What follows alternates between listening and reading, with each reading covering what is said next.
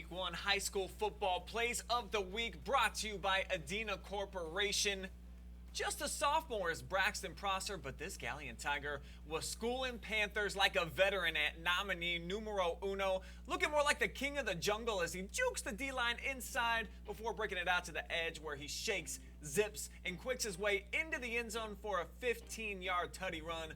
McComb would get the win, but Prosser gets the top play nominee. We take you to crunch time for play number 2. It's Victor Skoog. He's going to slide through a hole so big, the Clear Fork team bus could have cruised through for the score that was heard all around the valley. Game winner for Skoog and the boys, who squeaked out a 21-20 victory over Lucas, thanks in large part to this 9-yard touchdown run to clinch a 1-0 start for the Colts. Coming in at number 3, Matthew Sprang and the Loudonville Redbirds had some momentum driving the ball down the field, but Sprang was seeing ghosts out there as Adison Reymer, coming out of nowhere, almost like Jeff Hardy, coming off the top rope with a swatting bomb, snatching the rock out of the sky and taking this one 50 yards all the way to the concession stand to put away Loudonville 49-14.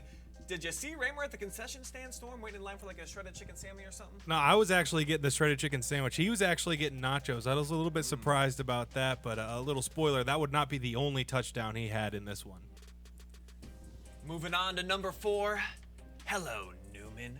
And welcome into the record books, Carter Newman with the longest rushing play in the history of Lexington football here at nominee number 4. You can't get much longer than 97 yards.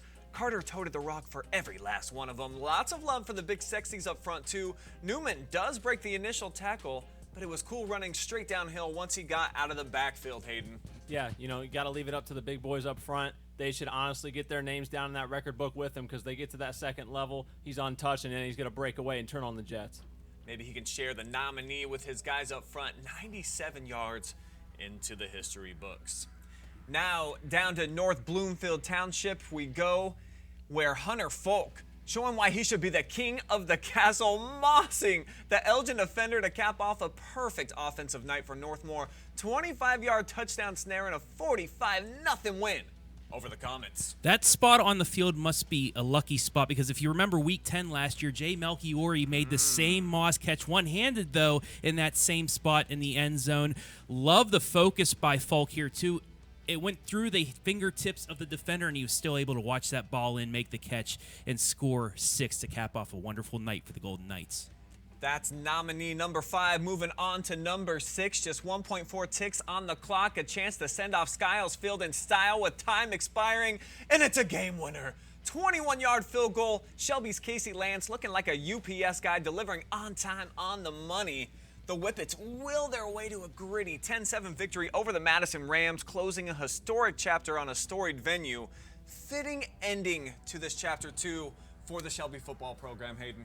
Yeah, I think we've all discussed, and the ghost of Skiles past must have been watching down on them on this night. Was looking like it was going to be an interesting game, unsure how to finish, but somehow they will their way. Casey Lantz gets it done.